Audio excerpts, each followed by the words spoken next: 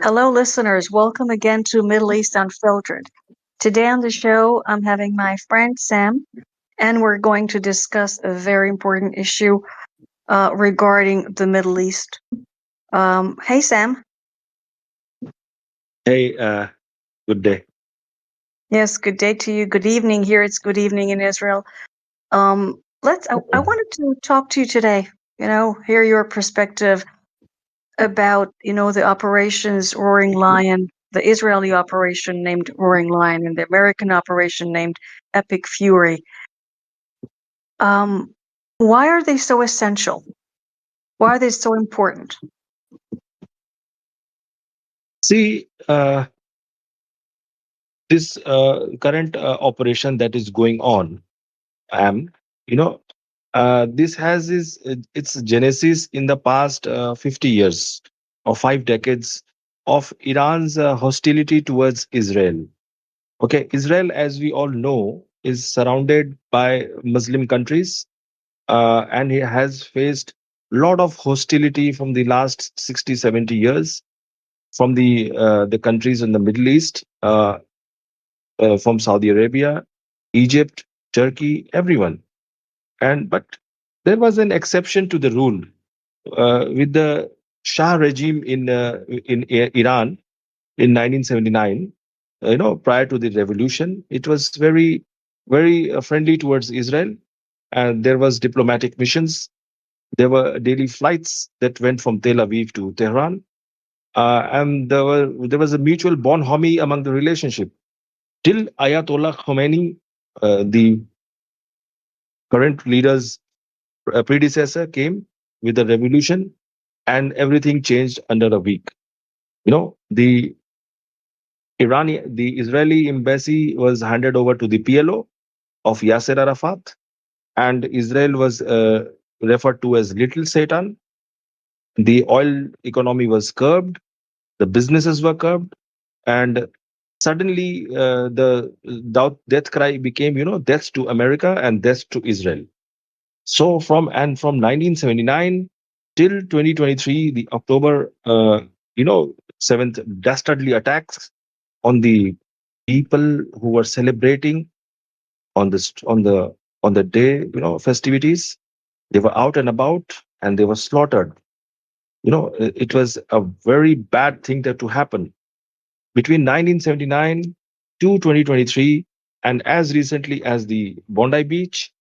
You know, the Hamas and the Hezbollah have been, behind all the dastardly attacks, behind the innocent Jews and the innocent Israelis when they go out and about on the beach, and they go out and about on the festival. They can't have a normal life.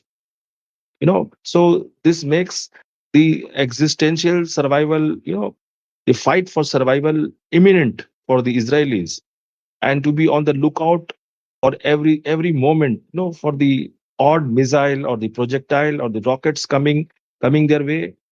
And every day you have some statement or the other coming from the hostile Iranian regime, towards the Israelis. So this makes it mandatory. I wouldn't actually call it the military strike also. It is more of a defensive posture. hmm Yeah, the Iranian regime is always refers to Israel as Little Satan and America, the Big Satan. And when they were chanting and walking over our flags, they always say "Death to Israel, death to America." The way I see it, it's also that those two operations, two big allies, Israel and the United States, they're also working in order to tackle the evil in the Middle East. It's about saving humanity, saving the Western countries, saving civilization.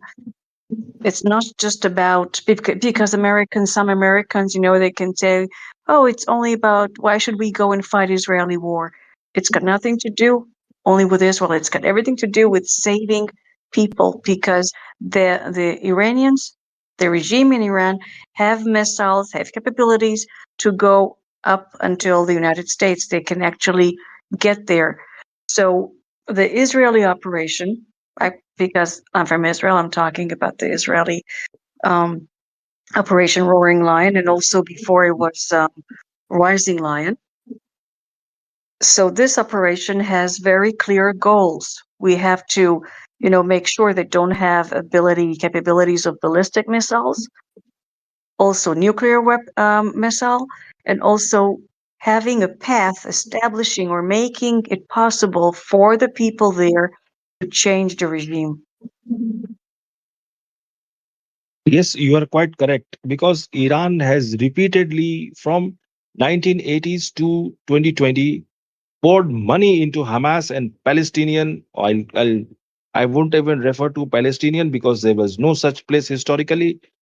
Islamic Jihad, every intifada, every rocket barrage or drone, coming out from China is targeted to Israeli civilians, backed by Tehran always. You know, I mean, I'll just put a historic perspective. We had 1983 Beirut attacks that killed 250 Americans.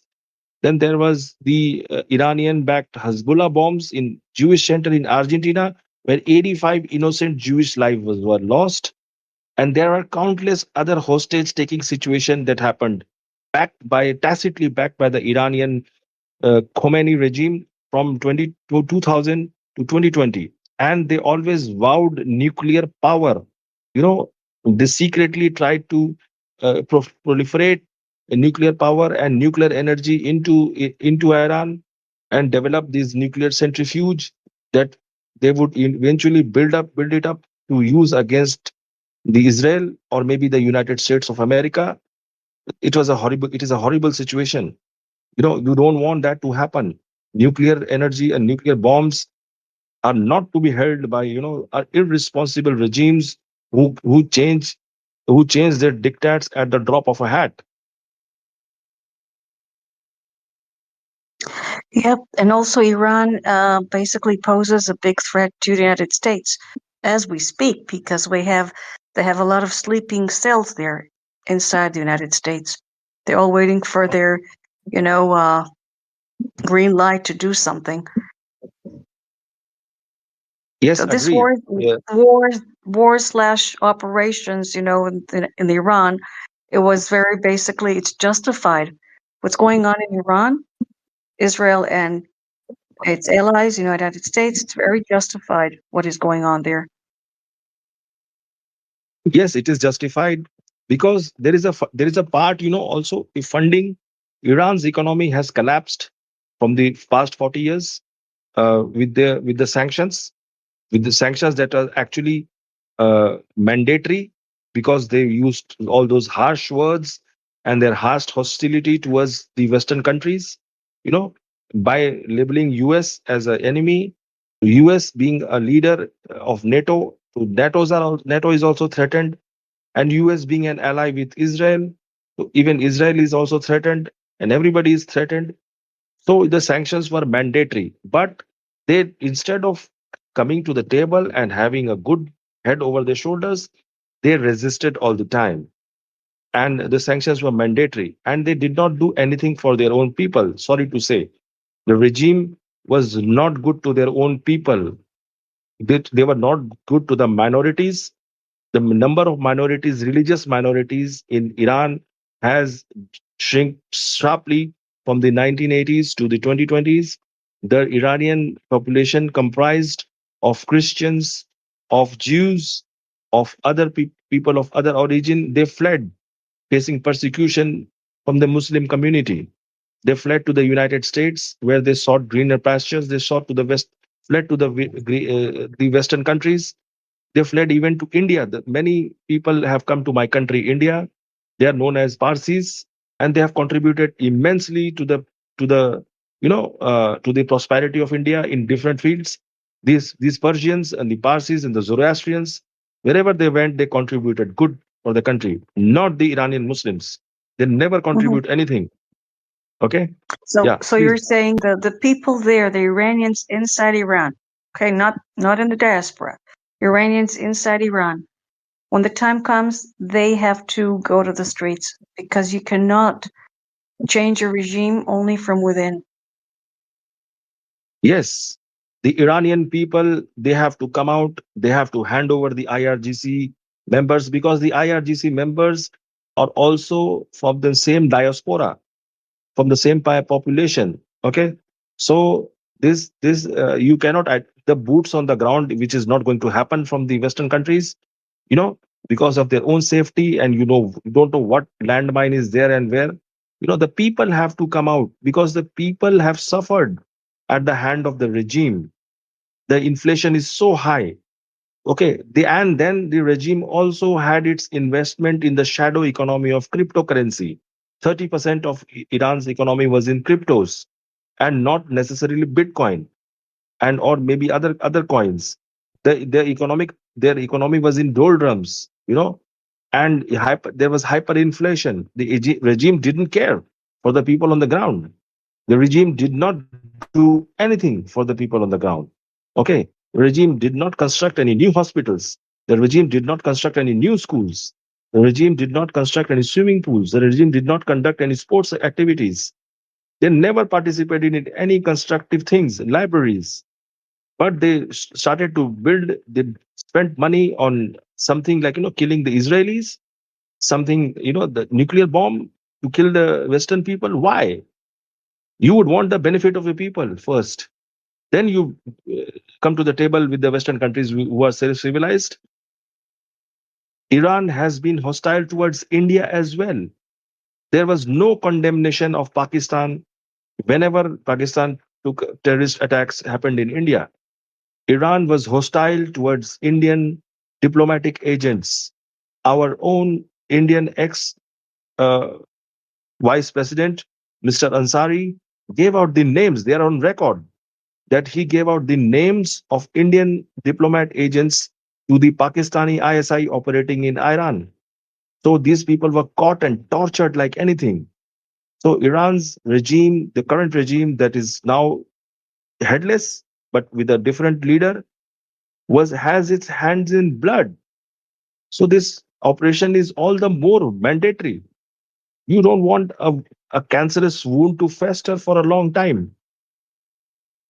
Mm-hmm. I agree. But you know my position. It is Islam. This is Islam. The evil, the Yes, cruelty towards women, people, using people as human sacrifice. This is Islam. yes, that is the truth. Because Islam, anywhere when it grows, it just kills. It just subverts your independence. It is bad to the neighbor. Actually, everyone who is not part of the Islamic regime or the Islamic cult is a haram, is an infidel, is a kafir. So anyone who is not Islamic is an infidel, is a kafir, is an enemy of the religion, and is subject to torture, killing, their property taken away. The things are mandatory. Okay, these things are mandatory. 5 times during the day when they pray for the death to the kafir. Okay, they pray to the death of the Jews. They pray for the death of the Christians. Okay, and Yeah, it anybody is, who's yeah, non-believer, anybody who's not a Muslim yeah, has to be dead or convert to Islam. yeah. Sam, we are going to have more talks like this. Every time we're going to talk about something else. How about talking about something very important next time? We're going to talk about halal economy. What do you say? Sure, sure. Okay. Okay. So I'd like We'll to talk thank about you halal for coming economy. here We'll today. talk about. Mhm. Okay, sure, sure, Yeah, sure. yeah. Thank you very much. And listeners, make sure you like and you subscribe to know when is our next podcast. Thank you so much, Sam. See you later. Thank you.